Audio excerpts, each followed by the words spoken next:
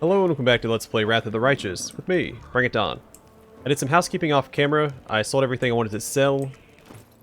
I gave Woljif a couple of new weapons, the Heavy Mace of Fire and the Sickle of Falter. They still had those Masterwork daggers equipped. And I had Nenio copy down every scroll that she could into her spellbook. Also had her equip different spells for the next time we rest. She will be all set. Now we're going to level up. Alright, so level 5 Gendarme gets a new feat and the banner feature. At 5th level, a Cavalier's banner becomes a symbol of inspiration to his allies and companions. As long as the Cavalier's banner is clearly visible, or allies within 60 feet receive a +2 morale bonus on saving throws against fear, and +1 morale bonus on attack rolls made as part of a charge. At 10th level and every 5 levels thereafter, these bonuses increase by +1, for a total of +5 to the saving throws against fear and +4 on the attack rolls made as part of a charge. A mobility and persuasion, of course. So I was going to get outflank on both my Gendarme and his mount, because a character and their mount can bounce teamwork feats off of each other. But I'm going to get a different feat for Bucephalus, so we're going to grab Power Attack for my Gendarme. Now you can choose to take a -1 penalty on all melee attack rolls and combat maneuver checks to gain a +2 bonus on all melee damage rolls. This bonus to damage is increased by half, plus 50% if you're making an attack with a two-handed weapon, which we are. A one-handed weapon using two hands, or a primary natural weapon that adds 1 to 1/2 times your strength modifier on damage rolls. This bonus to damage is halved by 50% if you're making an attack with an offhand weapon or a secondary natural weapon. When your base attack bonus reaches +4 every 4 points thereafter, the penalty increases by -1 and the bonus to damage increases by +2. The effect of this feat lasts until your next turn. The bonus damage does not apply to touch attacks or effects that do not deal hit point damage. So we're going to be hitting like a truck. Stacked with our spear effect, which I think is at when we're mounted. Yeah, additional 1 to 4 piercing damage while mounted. And then our breastplate, be another 1 to 6 bludgeoning damage on a charge attack. So we hit really, really hard. That's the short of it. Alright, Bucephalus. Athletics and mobility.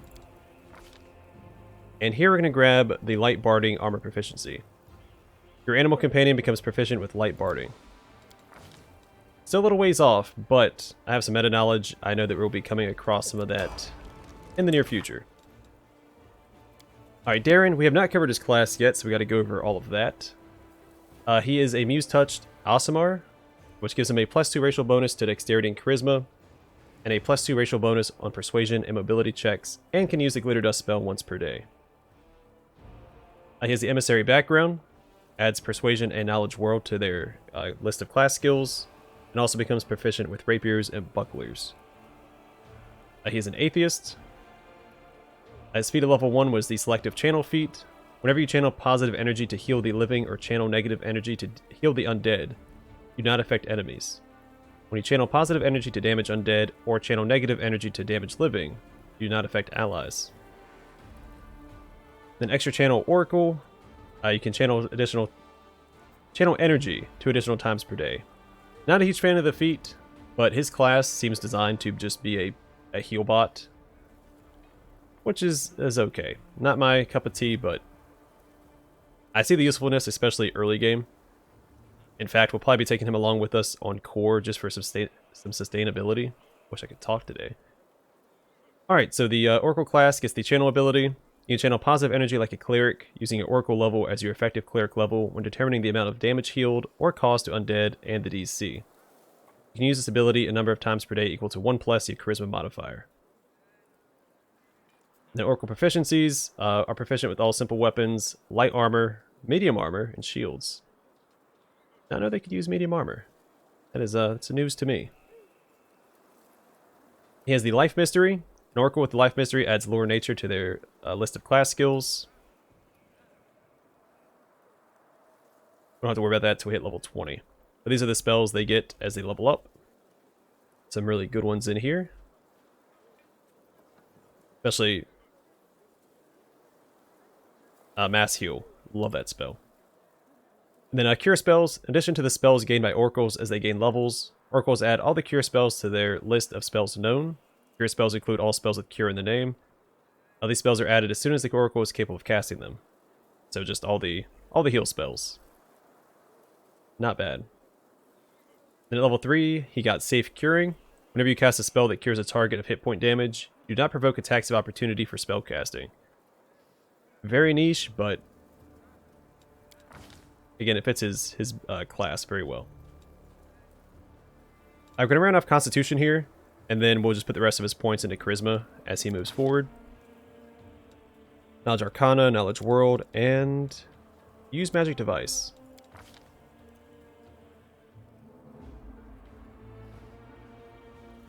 He gets this automatically. Why would that... No, alright, so he already gets all the regular cure spells. We're going to actually grab Inflict Moderate Wounds here. They can also heal my main character. Alright, now he gets a feat at level 5. Oops. And here, I think I'm just going to keep giving him extra channel.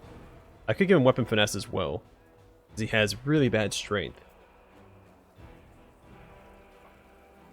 And I could give him Rapier and a Buckler too. No, we're going to keep him out of combat for now.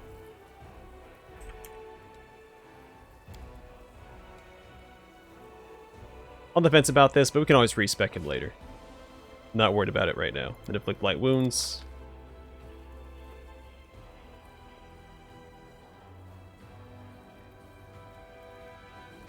And I am a huge fan of Protection of Alignment Communal. So we know we're going to be fighting a lot of evil enemies. So we'll grab that as well. He'll be a healer and a buffer. Alright, Woljif, level 5, only gets a feat. Ability, Trickery, Stealth, Perception, and use Magic Device.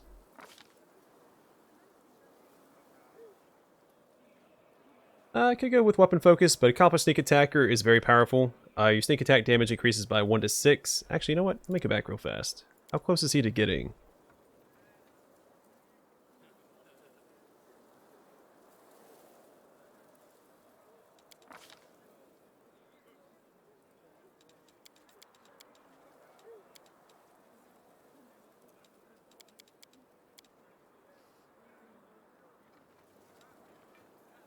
Yeah, I think I'm going to make him an Arcane Trickster. So at his next level up, he can go Arcane Trickster. Alright, then Accomplished Sneak Attacker, of course. Your sneak attack damage increases by 1 to 6. And your number of sneak attack dice cannot exceed half your character level, rounded up. Whoops, didn't click it. And then here, Cat's Grace would be good for him as a self-buff.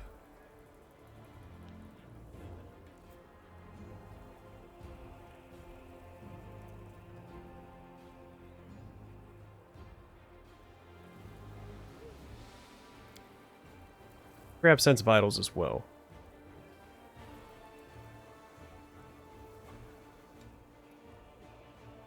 I don't actually know if that stacks with his regular sneak attacks. I assume that it does. Oh well, not a big deal if it doesn't. Alright, Nenio gets a new feat, as well as the Scroll Specialization. At 5th level, whenever the Scroll Savant uses a scroll, he calculates the DC for any spell it contains using his Intelligence modifier, instead of the minimum modifier needed to cast a spell of that level. Knowledge Arcana, World, or Nature, use Magic Device, and Lore Religion. We're going to get Penetration here, because she is going to be the crowd controller, and so she needs this. Your spells break through all spell resistance much more easily than most. You get a +2 bonus on caster level checks, 1 to 20 plus caster level, made to overcome a creature's spell resistance. This bonus stacks with the 1 from Spell Penetration, which we already have. And then here, we're going to grab Haste and Slow. Haste is my favorite spell. I play a lot of martial classes, and Haste just really helps out. I'm actually going to grab Haste twice. I will hold off and get Slow when we have more slots available.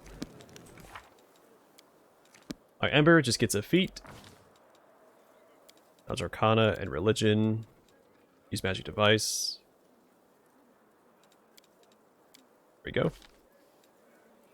And here, what do I want to give her?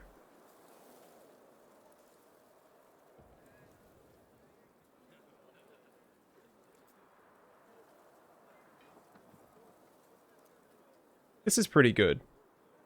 But I think I'm going to get Arcane Focus. So some Elven families have such long traditions of producing wizards and other arcane spellcasters. They raise their children with the assumption each is destined to be a powerful magic user, with little need for mundane concerns such as skills with weapons. Elves with this racial trait gain a +2 racial bonus on concentration checks made to cast spells defensively, and a +1 bonus on cast level checks to overcome spell resistance. And then of course we can still get spell penetration and greater spell penetration and stack that. So let's go ahead and do that. Here,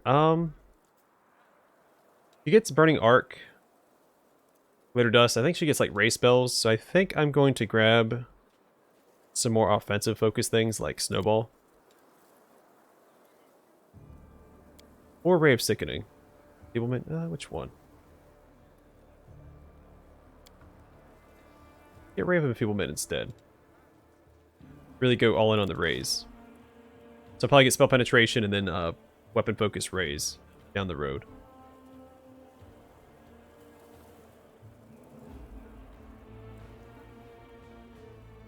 And here, nothing really stands out to me. I might just grab Web. Well, we can't dispel it now, so you know what? I might end up using that more often than I think. Alright, land. Level 5 of the Zen Archer gets a new feat, as well as the key arrows. At 5th level, a Zen Archer always deals his unarmed damage with the arrows from his bows. For example, a medium Zen Archer short bow normally deals 1 to 6 damage. Using this ability, his arrows deal 1 to 8 damage instead. So supposedly on the tabletop, he actually has to use his key energy, or key pool points to apply this to his arrows once per turn. Video game adaptation is much stronger, so he gets it all the time. And then here, he has most of the offensive feats he needs, so I think I'm just going to grab like Deflect Arrows. He must have at least one hand free, holding nothing to use his feat. Once per round, when you normally be hit with an attack from a ranged weapon, you may deflect it so that you take no damage from it. You must be aware of the attack and not flat-footed. Attempting to deflect a ranged attack doesn't count as an action. Works for me. By Camellia. She gets a feat as well as Spirit Enchantment +2, which we're already familiar with because she gets that at level 1 as well. Trickery, Perception. And then Fencing Grace. There's nothing else for her to even get. Your dashing style and fluid fencing forms allow you to use agility rather than brute force to fell your foes. The benefits: choose one kind of light or one-handed piercing weapon, such as the rapier. When wielding your chosen weapon one-handed, you can add your dexterity modifier instead of your strength modifier to that weapon's damage. You do not gain this benefit while fighting with 2 weapons or using Flurry of Blows, or anytime another hand is otherwise occupied. You can still use Buckler in your offhand. And for the rapier, of course. So she's finally going to do some damage. Huge upgrade for her. Then Sela, level 5 of Paladin, she just gets a feat. It's Persuasion, Knowledge World, and Lore Religion.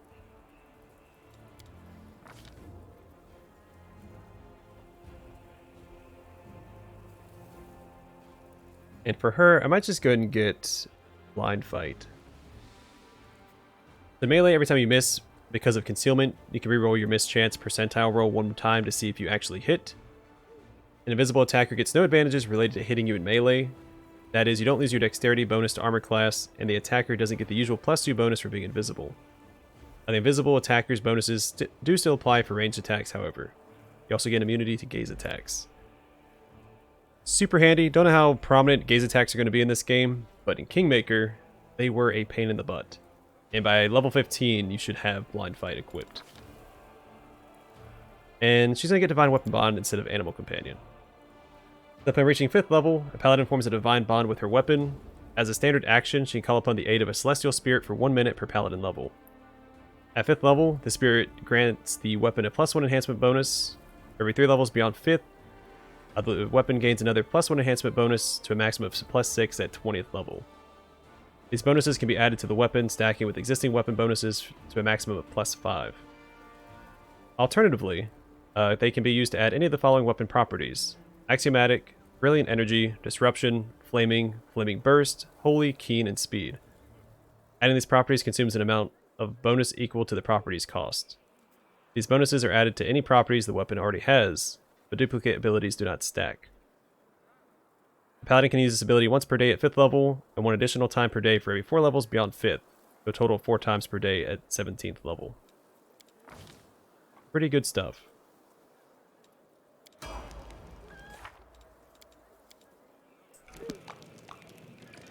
Alright, let's head back inside. Wait, is that everybody?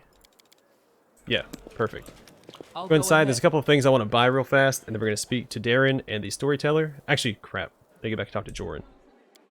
That's why I started the episode outside, because Joran has something new to say.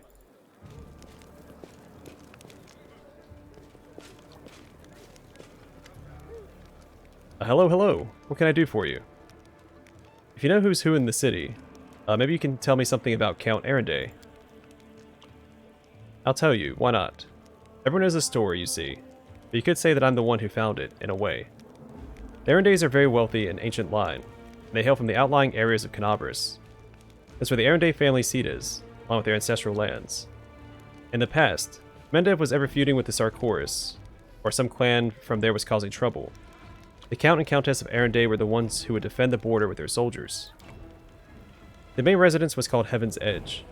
It still stands to this day, north of here, on the road toward Dresden. But no one lives there now. Around 10 or so years ago, there was a grand celebration held at the estate. The mother and the guardian of the current Count invited the great and good to celebrate his birthday. The entire Arenday clan was there, as well as many other nobles. And then without warning, the demon struck. Clearly, they couldn't ignore such a perfect opportunity to cut down many of Mendev's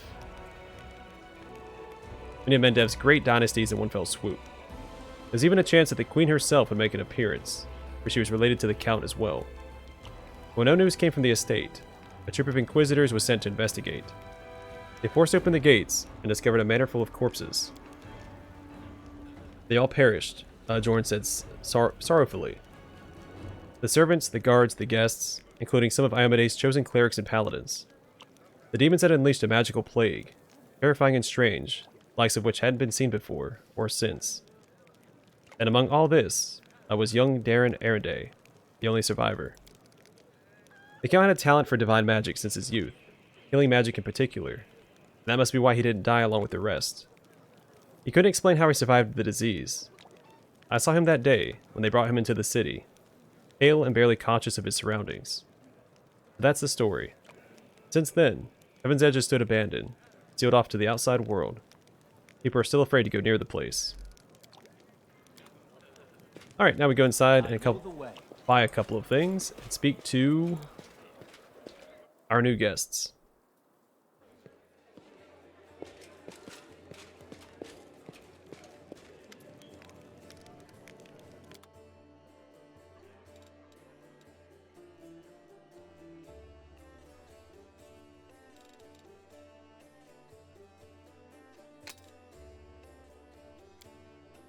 Okay, we're going to grab bracers of the wizard. These bracers grant the wearer an armor bonus of +2, just as though they were wearing armor, and a +3 confidence bonus on all knowledge arcana checks. That will be for Nenio. And we're going to grab Guardian of Life for Daeran, since he's so focused on healing, there's no reason not to. As long as the wearer of this amulet is under the effect of the Death Ward spell, they get a +2 morale bonus to AC against the attacks of undead creatures. If they use any single target Cure Wound spell on a target whose current number of HP is 0 or less, the target is healed for an additional number of HP equal to the number of hit dice.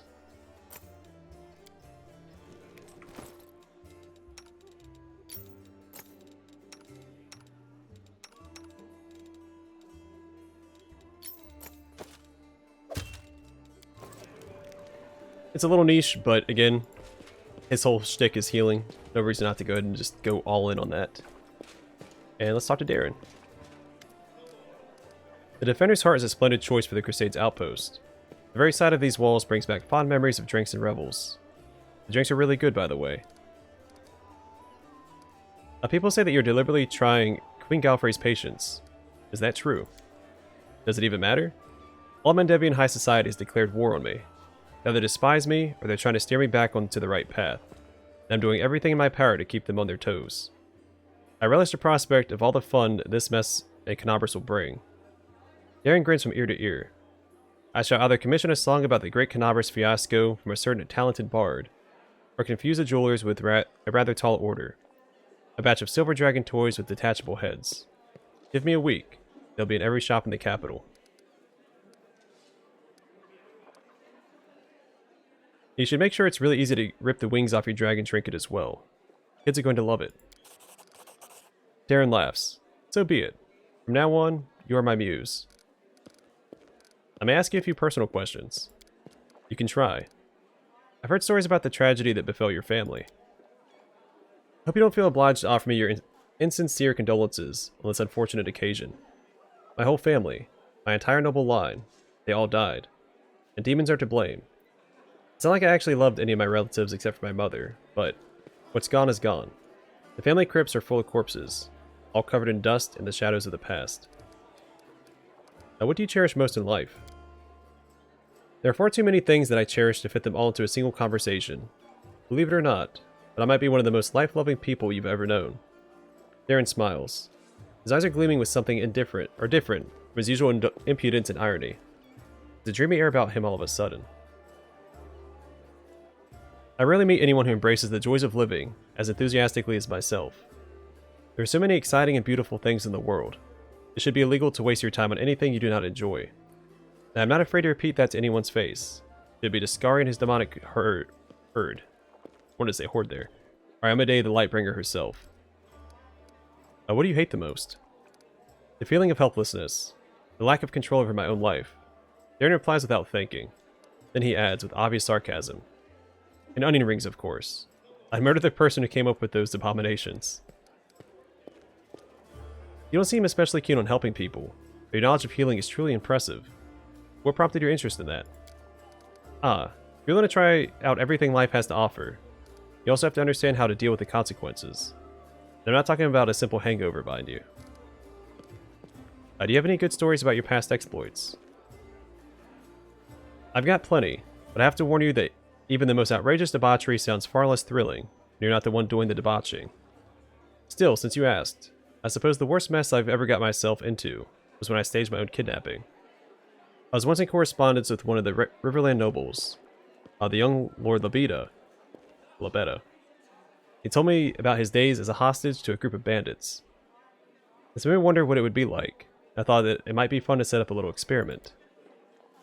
I engineered my own kidnapping by a certain gang through a chain of intermediaries and hired actors. Those fellows took the job very seriously. They caught me by surprise, killed 2 of my bodyguards, and even tied me up. Of course, the whole thing seems preposterous now, but it seemed like an ingenious idea at the time. The employers had told the kidnappers that they were to keep me safe and sound, and another group of mercenaries in disguise was watching the spectacle from afar, ready to interfere in case anything went wrong. It turned out to be a terrible idea nonetheless. It wasn't the least bit fun or exciting. Sure, those bandits had been able to torture or hurt me physically in any way, but they had plenty of other non-invasive methods of humiliation in their arsenal. Taking almost all of your clothes off and splashing ice-cold water all over you, for example. Ugh. I can't even remember if I said anything truly offensive to provoke them. Even though I initially planned to let them go after the ransom, their overly emotional reactions made me change my mind. I told my mercenaries to hang them all on the spot. I suppose the whole ordeal taught me a valuable lesson, which is that I'm not built for hardships and trials.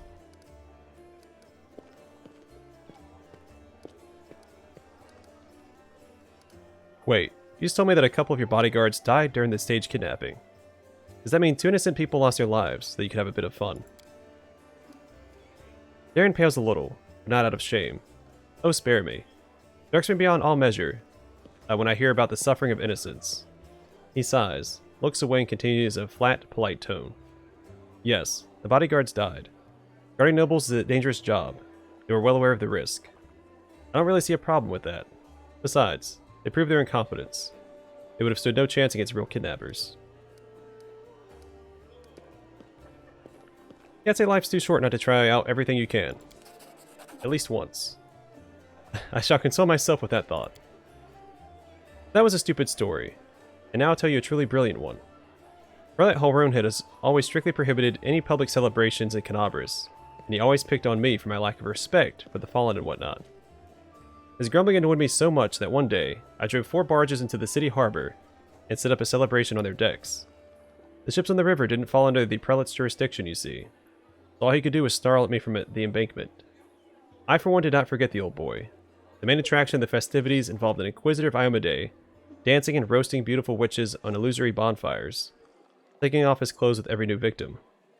The spectacle was so heated, in every sense of the word, that the prelate almost had a stroke. Daeran gives you a mischievous smile. I still consider that one of my finest ideas of all time. Should the Crusaders ever succeed in their efforts against the World Wound, I'll do my utmost to get permission to hold a grand public celebration. Rivers of wine free of charge. An obligatory parade and a carnival in the evening. A contest for the most provocative succubus costume with a hefty prize in gold. Another contest where the participants have to fish a sausage out of a wine jar blindfolded, with their hands tied behind their backs. The wine will symbolize the blood of all the dead heroes of the war, and the sausage, well, they'll find a heroic meaning for that as well. Over the years, the commemoration of the greatest victory of light over darkness will turn into an ordinary holiday, a fine excuse to get sloshed and brought like animals in the streets. Do you enjoy being mean to everyone? Yes. And here I thought you were hurling insults at people purely by accident. Daeran laughs. This time his smile was surprisingly soft. I like your way with words. What would you expect me to say if I wanted to make a good impression? Something along the lines of, I'm not mean, I'm just being honest with myself and everyone else. That's what people use as an excuse when they want to keep up their saccharine facade, while still saying whatever nasty little thoughts spring to mind. That is not what I do. I have no hidden agenda. I'm just as much of an insufferable prick as I seem to be. Some people are simply begging for a good dose of mockery, so who am I to deny them?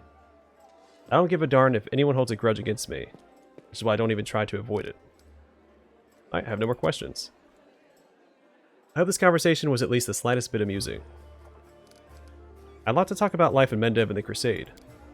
Ask. I'm all ears. What's your opinion on Mendev today in general? It doesn't exist. Daeran scowls. It is a frontier country that has attracted every utopian, adventurer, and fanatic from all over the world for more than a century. It is a place where the strangers outnumber the locals, especially in the cemeteries. The population of Mendev, for the most part, consists of humans and other races not exactly known for their longevity. The current generation of Mendevians were born in the shadow of the World Wound and raised by the Crusades. I might be the last person to complain about the decline of traditions and lack of character in our country. I also happen to come from one of Mendev's most ancient lineages. Its history is bred deep in my bones. My tutors told me stories about my heritage, the galleries, libraries, and even the interiors of the manors I grew up in were filled to the brim with memories of events long past. There are many heroes of the old Mendev among my glorious ancestors, or at the very least, patrons and contemporaries of such heroes. Does anyone actually remember them now? I don't think so. These days, Mendev has its own heroes, in shining armor and with holy fire in their eyes. I myself remember how several streets that once celebrated my ancestors were renamed in honor of some crusaders who had died in a heroic fashion. None of the citizens remember the old crossing festival that was eventually replaced by Armisae. Armas? Now, these holidays even share the same date. Pretty much the only authentic thing about Mendev now is its endless war with the demons. And is there a point in bemoaning the state of affairs? What's gone is gone. At least we're no longer some tiny godforsaken northern kingdom. And that's something, isn't it? Now, you don't really like Crusaders, do you? Quite the opposite. When I think about how many devoted heroes are willing to protect this world against the demonic threat, I feel so inspired. Inspired to continue indulging my vices. They fight to keep me safe. Imagine being someone like me. Someone who has everything they can possibly desire. Youth, beauty, wealth, an honest wish to live and enjoy life. But vanishingly few ways to put it all to any use. The fact that the word fun itself is not yet outlawed in Mendev must be due to some bureaucratic oversight. You can celebrate your victory solemnly. You can wet your whistle after a challenging battle. What about real fun? Joys, pleasures. I can't remember a single evening at court without someone chastening me for my banquets, my lovers and mistresses, my luxuriant clothes, my everything. It would have been a lot easier to tolerate all those hypocrites if they took a break once in a while. Instead, there is a constant fuss about how I wasn't doing anything for the greater good, how I only brought shame to my royal cousin. What do you think of our enemies? You mean the demons themselves or their followers? The former deserve to be cleansed with heavenly fire for their unholy origin alone, and the latter for their idiocy. I don't understand why a sane person would submit themselves to Discari or Kibiri. Alright, Lady Nocticula almost seems like a bearable enough mistress, yet there are so many other cultists. They've tried to recruit me twice already, and I'm not even that old. First, a very pretty tiefling girl tried to seduce me, and they came with promises of Lord Baphomet's endless boons. I still wonder exactly the old hornhead could offer me that I don't already have. You know what I've been thinking? Every shopkeeper knows this trick. An enticing offer along the lines of 1 in every 100 buns from my bakery contains a silver coin, and of course, a hired actress to make memorable show of finding said coin in her sweet roll. And there you have it. Hundreds of gullible fools storm the shop, hoping to win a prize for themselves. I think the infamous Arilo Vorlesh was such an actress for the Lords of the Abyss. A pretty Sarkorian witch, who became the uncrowned queen of the World Wound, waited upon hand and foot by demon lords. Only instead of visiting a bakery, the gullible fools rushed to join the cultists. We have an army of unbelievably powerful supernatural invaders from another dimension, hell-bent on destruction and domination. And what do those fools do? They serve them willingly as pawns and lackeys, hoping against hope that someday their masters will notice them. You'll believe how delighted I am to be so vain and self-absorbed. These sins protect me against demonic temptation better than any virtue. Alright, I can't think of anything else at the moment. Wonderful. What made you join my party after all? You mean instead of carousing far away from Canabris with a small army of mercenaries to protect me? I will get to that. You see, when he appeared at my door out of nowhere, washed with bravery and heroism, and started tossing demons around like rag dolls. Thought that your company might be more exciting than my usual crowd of sycophantic hangers-on. You seemed competent and mysterious at the same time, so I decided that a little demon hunting wouldn't hurt, especially with such an intriguing entourage. That party had been growing staler with every passing second anyway. Needless to say, I'm not here for long. I shall return to the capital or even one of my country estates as soon as we reclaim the city. Crusades, bellowing commanders, row upon row of identical tents. This is not the life for me, but I'll certainly remember you and our adventures together. For a week, or perhaps even longer than that. Alright, I should go. Goodbye. Alright. Off to the Storyteller. The blind elf looks better than he did in your last encounter. His clothes are clean and his pale face has some color. The elf turns to you and listens closely.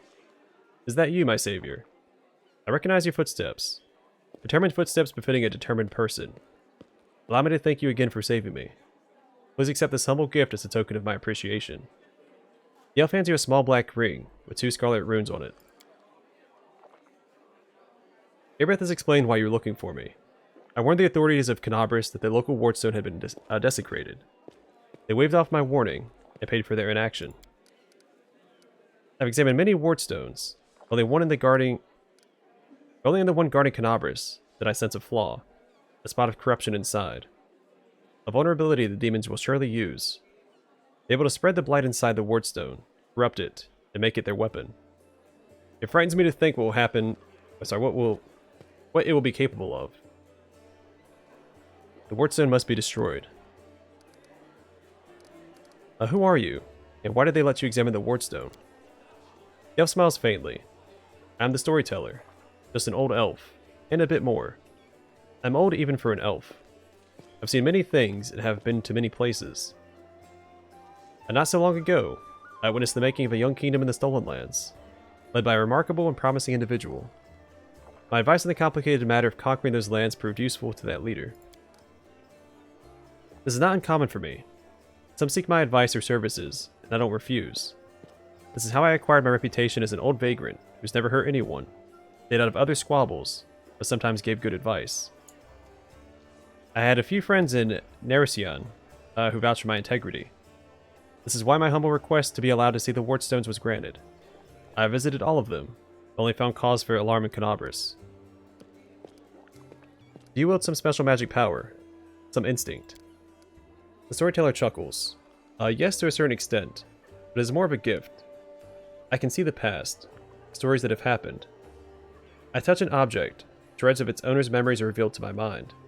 Their emotions, passions, and tragedies. I see visions like I am them, and the stories happen to me. This is my power. I've been roaming the world gathering such stories for many thousands of years. One day, I'll gather them all. What blight is concealed in the wardstone? I'm afraid I don't have the answer to your question. To understand the nature of this blight, you need to understand how the wardstone was created. And it is hidden from me. I can only guess. Have you heard of the Red Morning Massacre? A dreadful morning remembered with fear even by those not yet born at the time. A demoness called Manago invaded the city with a crowd of her followers and started to do what demons do best: kill and desecrate. They say they covered the wardstone with pieces of dead bodies, splashed it with blood from top to bottom. And such an abomination darkened the radiance of the Gift Diomede herself. Locals think this is impossible, but who knows? It was not the last attack. Many demon leaders brought their unholy forces here, even the terrifying Baylor Oramzida. Their attacks were rebuffed, but they still reached their target. I think this is when the seed of corruption was planted in the stone. It wouldn't have grown on its own, but Ascari himself has now come to take advantage of this weakness. He opened the abscess that has been festering for years, unnoticed by the people of Canabras. And when the demon lord struck the blow, the weakened stone gave in. Now it's in demon hands, and nothing is stopping them from spreading the blight throughout the entire stone, and from it, to the other stones along the whole perimeter of the world wound. Why did you travel to the wardstones? I tried to see their stories. The visions I had when I touched the wardstones were unclear. I saw hundreds, maybe thousands of different stories at the same time. They followed each other like flashes of lightning. It was impossible to separate them.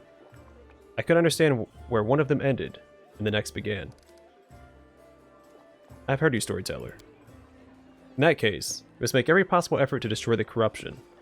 Unfortunately, I don't know where to get an instrument powerful enough to banish it from the wardstone. As far as I know, there's nothing like it in Canabras, but the demons might have something. I have heard the dying roars of Tyrendelev, the silver dragon, the protector of the city. At the same time, I felt a wave of unfamiliar power sweep over me from head to toe. I'd advise you to go to where Tyrendelev perished and search there for something. I'm sorry I can't be more specific. My intuition and a strange sense of rightness tells me to point you there. I present the purple stone knife.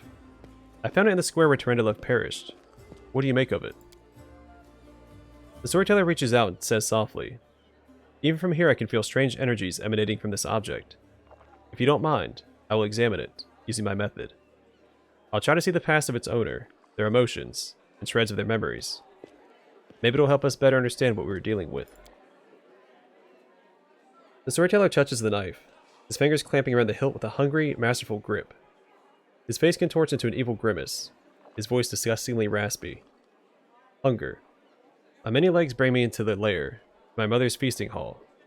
Her soul and body overfilled with blood is so huge that I have to look at it with all of my eyes at once. On top of her scrawny little head, with a long beak that is always yearning for more food. You feel feverish, and your chest, where the mysterious wound is concealed, feels hot. Your mind is flooded with a wave of visions. Visions that repeat the words of the old self, the elf. Can't read today. Not a good day to not be able to read. There's a lot of reading taking place. Mother greets me with a placid screech.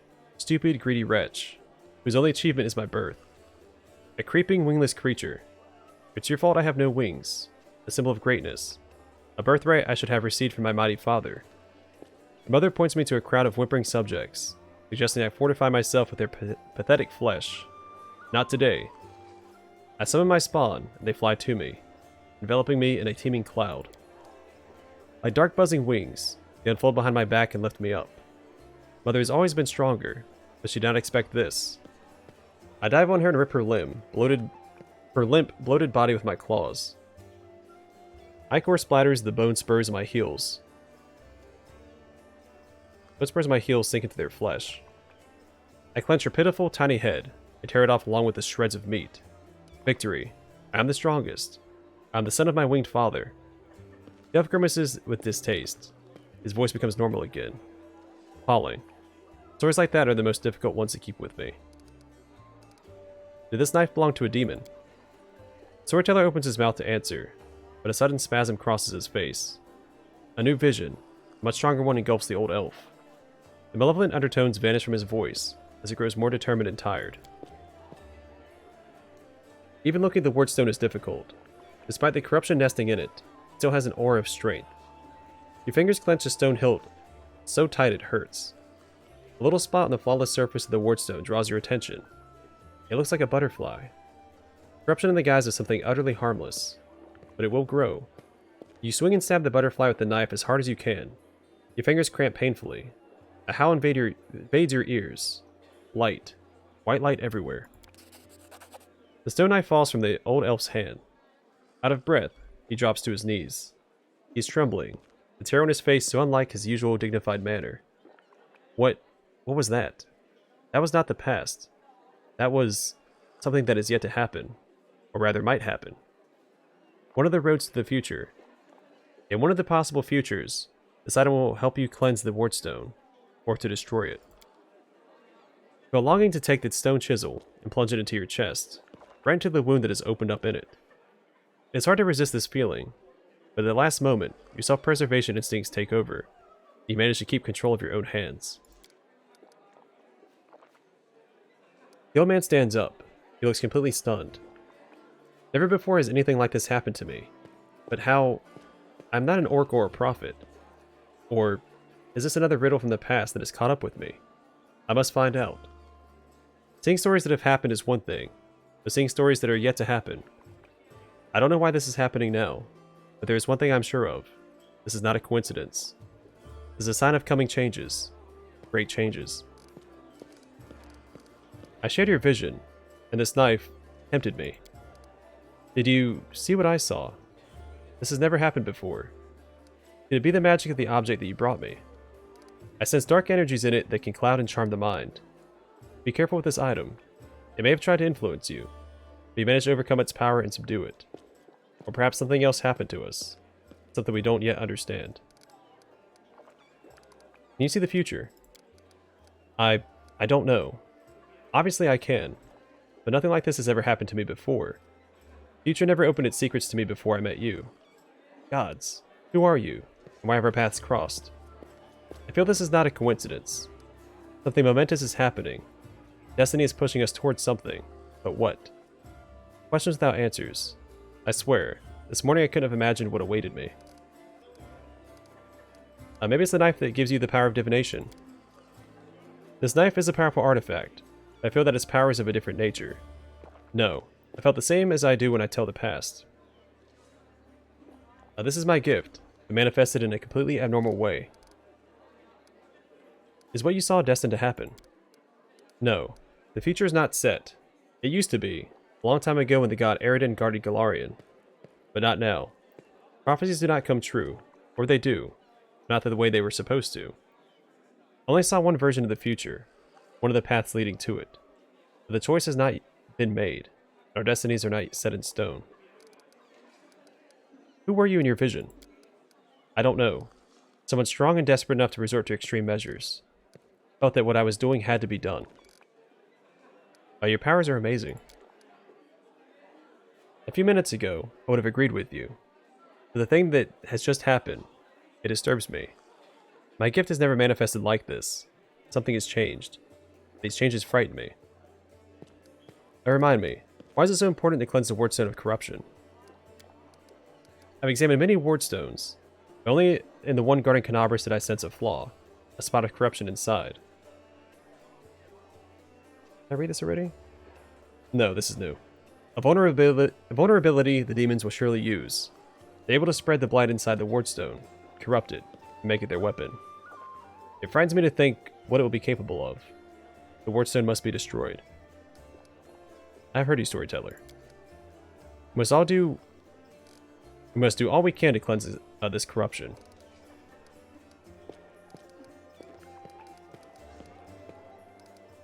So much to read, okay. Please, examine the items I'm carrying. Perhaps one of them could tell us a story. Storyteller nods politely. Let me touch them, and I'll tell you what I can see. Godov carefully takes Yeniel's sword, Radiance. Powerful forces lie dormant in this sword. It used to belong to an incredibly bright and daring soul.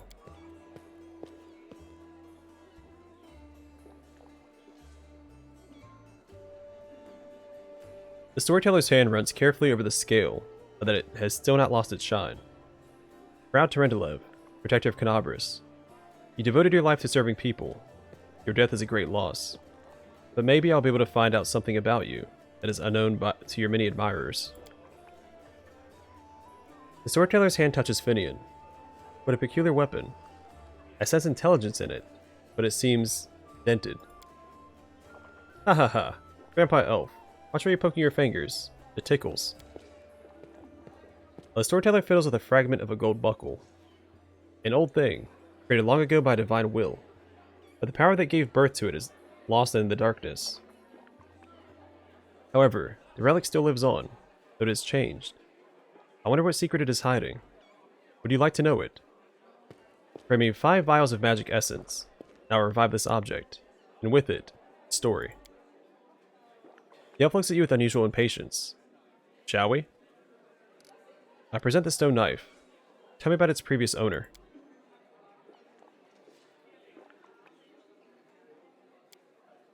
Alright, this is the same description as before.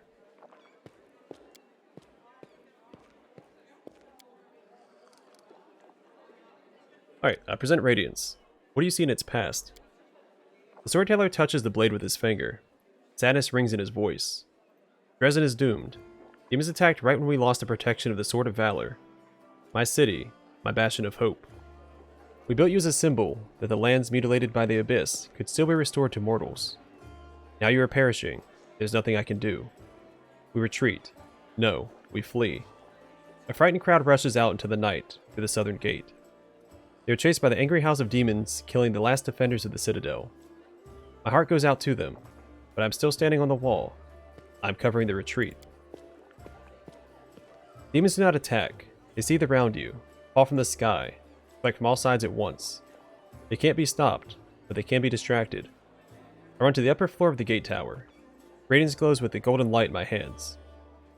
I permit myself to close my eyes for just one heartbeat. I imagine that the soft glimmering of the sword I see through my closed eyelids is the light of the summer sun. I smile. I open my eyes and call out, "Hey Discari Spawn, who wants the best trophy of the night? You know my name, Yeniel. You know how many of you I have killed with this very hand. You want to curry favor with Darazan, Monago, or the echo of your lord. Bring them my head, if you can." Roaring and screaming, they rush toward me in a wave of deformed bodies and unfurled wings. The wave crashes against me, battering my armor with bloody froth. Broken wings and chopped up bodies plummet to the foot of the tower. In the heat of battle, I see Joran's pale face down there. He looks up at me in desperation, but he can't help. He's carrying 2 wounded on his shoulders. My city will fall. My friends will survive. This is what I am fighting for. I'm covering the retreat. The flow of fleeing people gradually dwindles. My armor is broken in many places, and I cannot heal my wounds anymore. The last demon I stabbed with Radiance suddenly recoils, tearing the handle out of my blood-slickened hand. He flies up but falls somewhere far behind the walls, by the road being taken by those fleeing. No more golden glow in my hands. The night closes in on me, with the shrieking, mocking demon laughter. Dresden, I'm dying with you. Light of the sword, righteous Iomade, accept my soul. The storyteller runs his hand along the blade with a sad smile. I know whose memory this is. I've heard about her so many times.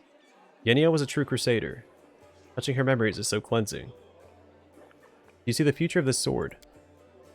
Just one of the numerous possibilities. The blind elf touches the sword hilt, and metal rings in his voice. I slide out of the sheath swiftly. I proudly watch the army warriors led by my lord. I sing, slashing the air, putting courage in their hearts. I am Radiance. Tremble, city of Dresden. My lady Yeniel has perished, but I am not done yet. Charge. The storyteller returns the sword to you. It is nice to know that this sword's glory days are not over. It has many battles ahead. Take care of it. It's a glorious sword. I show Terendilev's skill to the Storyteller. Tell me about Terendilev. The Storyteller takes a deep breath and smiles. I am flying. I can finally spread my wings. I am gliding over a broad river. The sunset has turned its surface smooth like a mirror, and I see my reflection.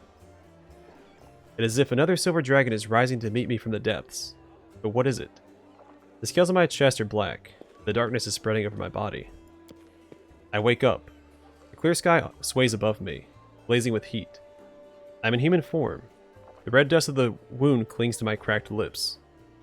Someone is carrying me on a stretcher made of shields and spears. I am so weak, I can barely lift my hand to my face. The sight of my own hand terrifies me.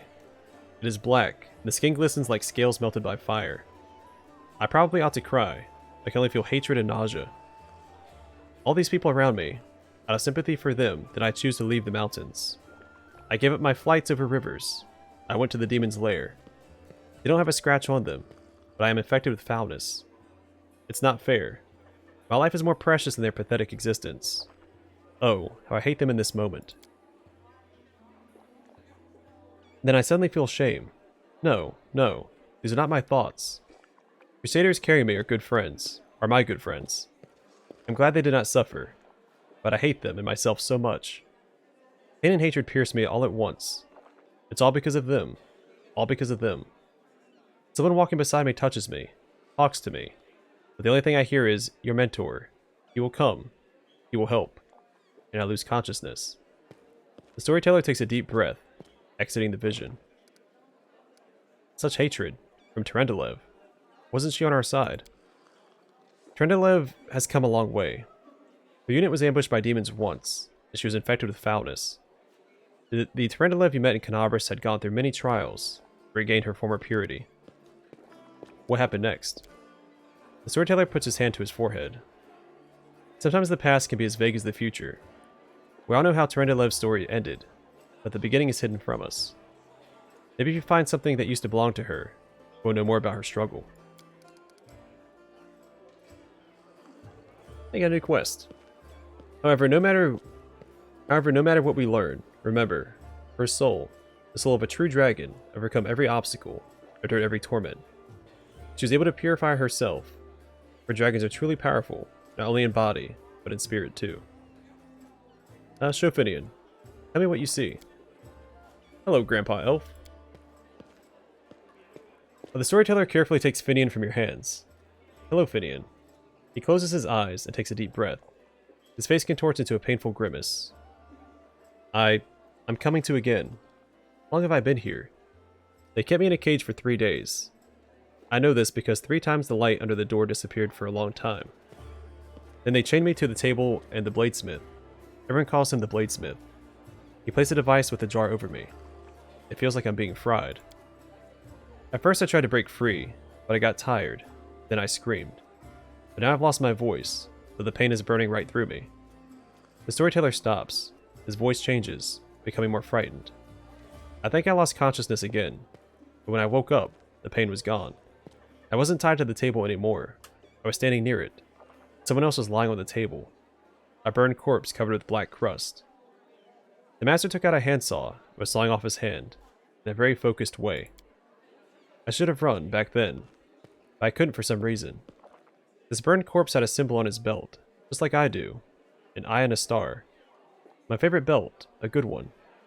Where would a stranger get one? It must have been someone from my clan, some distant family member. Storyteller stops. When he speaks again, you hear only a muffled whisper. Those Crusaders, I was glad when I saw them. Thought they'd come to help, but how? How was it that I killed them all? Someone told me to, and I obeyed. I don't understand. I understand nothing now. I need to catch my breath. I need all this to stop, even just for a minute. I just have to understand what's happening to me. I just need to rest. The Storyteller shakes his head, slowly coming to his senses. But that's Finian's past. What awaits him in the future? The dead have no future, but the Storyteller smiles. I see an endless ocean on a good day, in a boat, flying over the waves. I am so excited. I don't know whose vision this is. Is this a soul existing here and now, or a soul reborn? I wonder if that's alluding to a future game. Thank you for your story. Storyteller gives Finian back to you. Please take care of this young lad. He's finally in the right hands. Do not worsen his suffering by involving him in dishonorable deeds. Come on, Grandpa Elf. I can take care of myself. I'm not a kid. I don't know what horrors you were talking about, but don't you worry about it, alright? Look after yourself. Alright, we have more important things to do. Return with new stories. I will be waiting. Can I help you? The storyteller nods gratefully. I appreciate your offer. I have reason to believe that somewhere in Canabras, there's a manuscript authored by an elf from Kionan who witnessed Earthfall. The storyteller's voice suddenly breaks, and he stops for a moment. For personal reasons, I would like to examine it. No matter how hard I try, I have failed to find it. Even in the Blackwing Library, I only found a mention that the manuscript exists and is held somewhere in the city.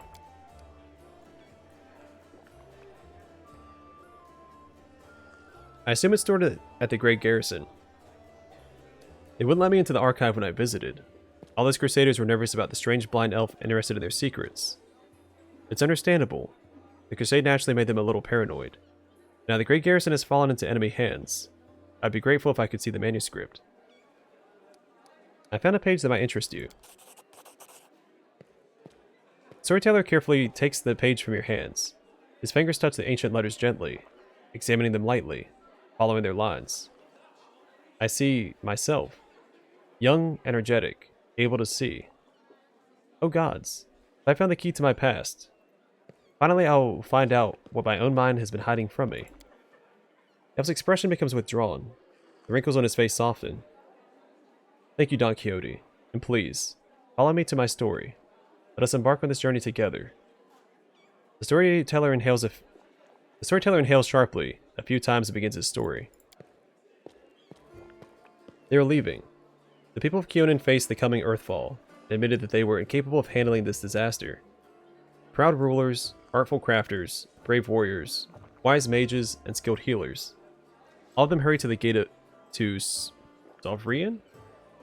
Soverian? Looking around fearfully. A clean, safe world is waiting for them there. My people decided not to fight for Golarion. I am ashamed, and I am sorry for them. Their hearts wavered in the face of the catastrophe, but my will is strong. I am staying. My kinfolk are looking at me angrily. How dare I diminish their decision with my recklessness? My choice makes them cowards, traitors of their own home. One of them, my former mentor, looks at me bitterly. He hands me a neat notebook with a tree bark cover. In case you change your mind. With a heavy sigh, he returns to the line of those departing. Forgive me, brothers and sisters. I watch the gate of these Soverian stone close, separating me from them. It's time for me to go too. Open my master's notebook. These are his notes about traveling between worlds. In case you change your mind. If the burden I shouldered voluntarily will be too much. I'll lose heart if I'm away to Soverian. That will never happen. My mouth set stubbornly. I tear my master's notebook to pieces. I use my forced pride as a shield against my fear of what is to come. Now, why did the elves decide to flee, not fight? The storyteller's lips purse with disdain. They're afraid to lose what they have. They were rulers, long-lived and powerful. They valued their lives and sunshine too much to enter the fight with the aftermath of Earthfall. Your mentor is a mage. Then you must be too, yes? Yes, I'm an archmage, and this title is well deserved. I've acquired delicate mastery and succeeded in many areas of magic. But curiosity has always pushed me toward new knowledge since the first day of my apprenticeship. What is the Soverian stone? Soverian, that sounds right. A magnificent crystal bent into an arch by a mighty hand of an ancient divine creator. Our great gate to other worlds. It breathes power. It dreams of eternity. Dreams of eternity. Can't read. So much reading. Why are you angry at your fellow elves? I spent many hundreds of years in Kionan. I've always admired the way my kinfolk cared for the forest that was our home.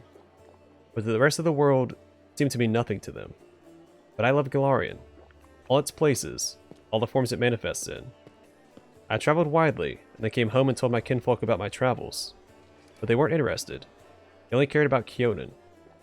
Their lack of desire to hear about the wider world makes me sad and angry. And what happened next? Earthfall happened at night. I am standing at the top of my tower, many miles to the north of Kionin. I see a blaze far in the south. I hear a horrendous rumble. The air is groaning, giving way to a huge rock, rushing down on my world. And then, a blow. Vibration that penetrates everything, reaching down into the bowels of Golarion, and up to the vaults of the sky. Crunching bones, blood from burst vessels filling my eyes with darkness. Drowning in timelessness along with countless denizens of Golarion. Never before have we been so united in our feelings. When I came round, the darkness remains. My first terrible thought, I'm blind. But no. Little by little, I begin to see the stone wall. I am alive. Why is it so dark? The answer is quick. The smell of ash everywhere. The great burnt sacrifice filled the air with incinerated particles of what was recently the continent of Aslant. Great clouds of ash covered the sky, cutting us off from the sun and the moon, doomed us to dusk at day and complete darkness at night. My heart sinks with fear. Treacherous thoughts fill my mind. Why did I stay? Why didn't I run like everyone else when I had the chance? I clench my teeth and stand up to watch Earthfall, proudly, like the last Archmage of Kionin should. Will my world really perish like this? Will I perish? No, that will never happen. I am still alive. I can fight Earthfall and the darkness. Not run from it in a blind panic like my kinfolk, my cowardly teacher. But what can I do? I'll not stop the disaster. I'll hardly be able to save empires from their destruction. What can I do? I'm but one Archmage, powerful and weak at the same time. What is Earthfall? A disaster of untold proportions. An unborn planet dropped on Golarion by blind fate or someone's evil will. A blow so strong that the continent of Aslant is destroyed within moments, turned to ashes, wiped off the face of Golarion. In this burnt sacrifice, clouds of ash and dust are born, stealing our sun. Without the warmth of our star, the air cools, the soil is barren. Dark creatures crawl out of their lairs to rule. And the most frightening thing, without the sun, all hope dies in the heart. This is the age of darkness. What was that tower you mentioned? It is my retreat to the north of Kionin, my home away from home, my observatory. From its top, I watched the stars and, when they were correctly aligned, the other worlds as well. Here in the northern wastelands, I found the highest mountain and built a tower on top of it.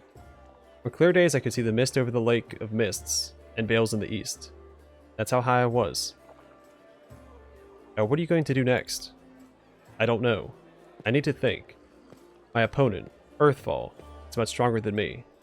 Without noticing, Storyteller raises his voice to a shout. It is merciless.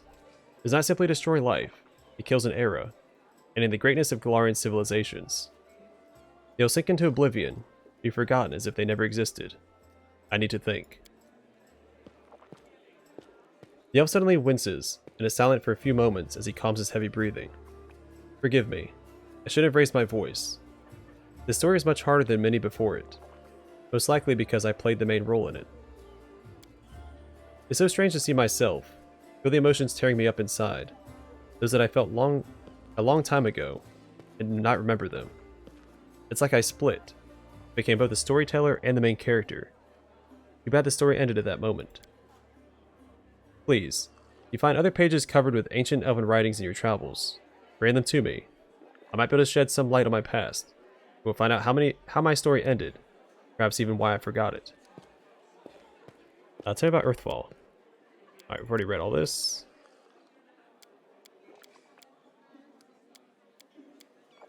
Alright, thank you for your stories. Thank you for helping me remember them. Discuss your past with you. Alright. I want to know more about you. Oh, goodness. The old elf permits himself a faint smile. I'm not surprised. A strange, peculiar-looking elf with unusual powers, who comes from afar and calls himself a collector of stories. Such things usually spark similar interest. I'll answer your questions.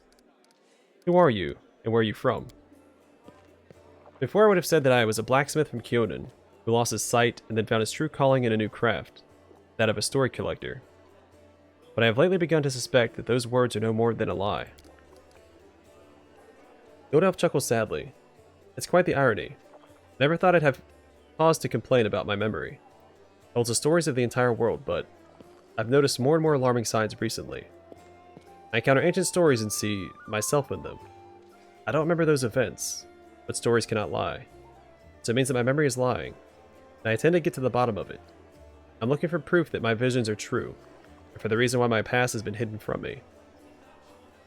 You look ancient. I thought elves didn't get old. The blind man straightens his bony back with dignity. As you can see, we do if we manage to live for many thousands of years. And there may not be a single mortal in this world older than me. The storyteller sighs and continues with a sad smile. Anyway, it's not about time. It's not about time. It's about the stories I keep inside. There's so much suffering and sadness in this world, and in my stories too. I've lived every one of them. I've drunk this bitter experience and accepted it in my heart. It's hard, the weight of all this suffering on my shoulders. I wouldn't trade my burden for any other.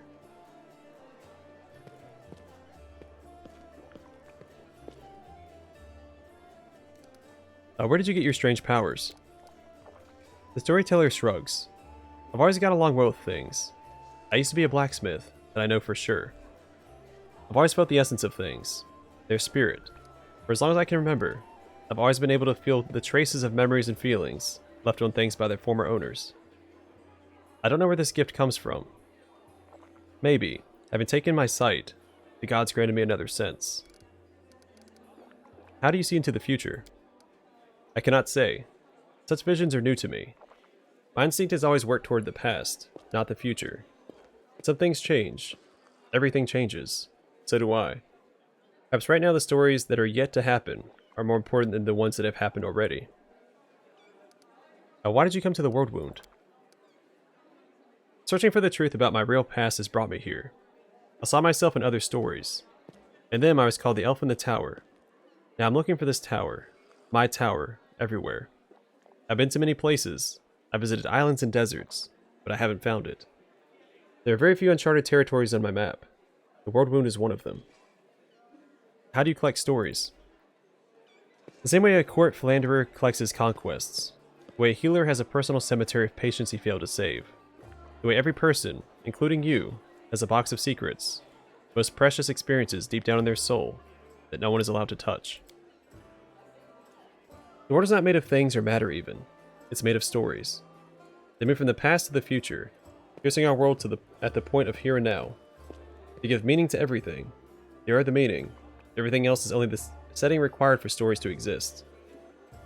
There's nothing more real and alive than a story. Anything real and alive can die or be destroyed, distorted, forgotten. As long as I carry these stories with me, they will not be lost. This is why I don't often share my stories. By sharing one with you, I give you the right to tell it to others, distort and embellish it, inadvertently or inadvertently. How can I be sure you will keep its original purity? Stories travel from one person to another. They change, become distorted, turn into tall tales. This is why I keep my stories to myself. I have no more questions. That's what you think. In fact, the world is full of amazing things, and you still have a lot of questions. They just haven't bubbled up to the surface of your consciousness yet. I have a few questions about our encounter at the Blackwing Library. Of course. Make no secret of why I came to the library. I was looking for something. And what were you doing there? I was looking for a very old thing. Rumor has it, some ancient scroll or a book page about the times of Earthfalls held in Canabras. According to the legend, it describes the last days of the proud kingdom of Keonan, later abandoned by the elves fleeing Galarian. I have a vague hope that the events described in it will shed some light on my past. Did you find what you were looking for? The storyteller shakes his head gloomily. Alas, no. But I found proof that the book I'm looking for is in Canabras, or at least a part of it is. I see. Thank you again for your help. I have to go. Wish you interesting adventures. Whew, okay. Follow my lead. Alright, we still need to talk to one more person. We're not quite done. I need to talk to the guy that we rescued from the library with the Storyteller. Assuming he's out here somewhere.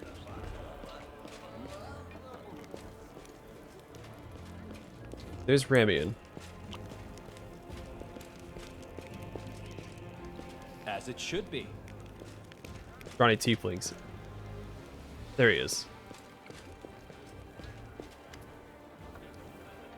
Flame seems remarkably at ease, his face untroubled, as if his life and the lives of everyone else in the tavern aren't hanging by a thread. As he reads a dog-eared book and makes notes in the margins. He notices you, looks up from the page, gives you an amiable nod. Tell me about yourself. I'm from Taldor. I began serving Nethys from a very young age. I swept the temple, dusted the books, and I studied. I dreamed of becoming a theurge. For whatever reason, no matter how well I performed magic, or how devoutly I prayed, I could never combine those two strengths. Then I came across Miamir's books about the application of magic and the struggle against demons. And her words revealed a great secret to me, that faith is dead without deeds. Anyone who seeks knowledge for its own sake, or power or glory, will not achieve anything unless they direct it toward a worthy purpose. I renounced Nethys and swore myself to Iomedae. I crossed an entire continent to meet Lady Myamir and ask her to take me as her student. It was here, in this accursed land, fighting against the forces of the Abyss, that I finally realized the true purpose of magic and prayer. I became a theurge because I finally had a reason to become one. Tell me about your order. Our order devotes itself to mystical research and the pursuit of secret knowledge. We spend just as much time on spells as we do on prayers and weapon drills. At the end of the day, our enemy is not of this world, which means that to fight it, we need knowledge that is not of this world either. And see that Myamir the Scholar means a lot to you. She's my teacher, Flame responds simply. Without her, I wouldn't be who I am today. What are you reading? Flame closes the book and shows you the cover. Selected passages from the letters of Saint Lemirin? It's amazing how humble she was. She could have been the high priestess of the Church of Iomedae if she'd wanted to. Power was hers for the taking, but clearly it wasn't a temptation for her. Reading these letters, I understand why Iomedae made Lemirin one of her servants after she died. How can you help us when we attack the Great Garrison? There's one ritual that we've been wanting to test for a long time. If it works as it should, we can offer you an effect similar to a haste spell. Not for a handful of seconds, but for scores of minutes, maybe even hours. Well, that sounds really good. Alright, I have to go. Be careful. Our foes like to pretend to be our friends. Alright, now 2 more things to read. Also, we got this. Storyteller's Ring. This ring grants the wearer a +1 luck bonus on all saving throws against fire-based effects.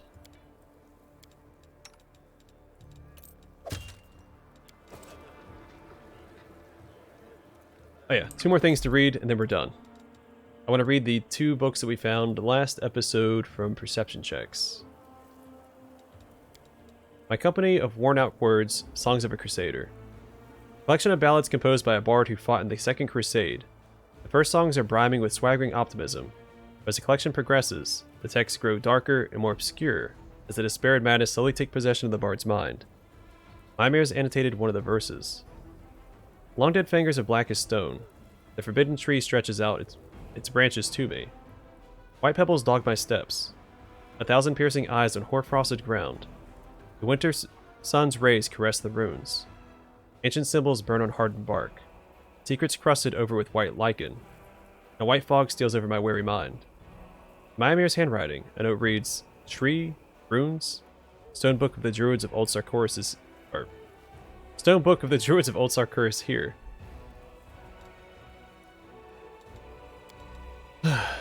And this. How to make money during the war against demons. My mentor and training partners used to feel sorry for me. I had enough power to summon and hold a lesser imp at best. Would you call that real magic? Ah. But there's nothing a smart lad like me can't use to stake out his reputation and make his fortune. There's one particularly nasty sort of demon called Abracondylus. They're made of the souls of vandals and destroyers of art. In demon form, they continue to do the same. When they see beautiful pictures and statues, they fly into a rage and desecrate them. I once overheard a conversation on the street between 2 art collectors. They couldn't decide whether they should patronize a young and promising artist or a famous maestro whose best days were behind them. So I made them an offer. How about we place the two paintings side by side, and I'll summon an abracandelu. Whichever painting it attacks first would naturally be the more beautiful. The key was to banish the demon in time before it destroyed the painting, but that wasn't going to be a problem for me. The collectors agreed to run this experiment according to my plan, and thus my legacy began. 3 months later, not a single art event could do without me and my demon servant. We were invited to expedition openings, appraisers' workshops, and auctions. The more the enraged demon became, on seeing another carving or slapdash daub, the higher its price soared. And they paid me well for my appraisal. Often staged artist battles, in which the demon would choose which of two paintings it despised most, and the tickets sold like hotcakes. However, there was an unfortunate incident. A gnome and an elf came to me from Absalom, two young bright-eyed artists. They wanted to enter one of these battles, but they offered peculiar sculptures art instead of paintings. The gnome had a huge pile of nibbled apples preserved by a spell. The elf had a watering can without any holes, which stood on a cart with one square wheel. This, as they explained to me, was modern art. It was, how did they put it, unconventive, or some such thing. They claimed it was popular in Absalom, where the gnome and the elf were very famous unconventive artists. My job is simple, to display, their works, gather an audience, and release my demon from its prison. That's precisely what I did. But the abracandelu came out of its cage, looked at the apples and at the watering can with the cart, and looked at me like I was a complete idiot. Turned around, went back to its cage with an expression of utter disappointment. It was nearly an international scandal. I was so upset that I even returned the money for the appraisal to the gnome and the elf. But it's alright.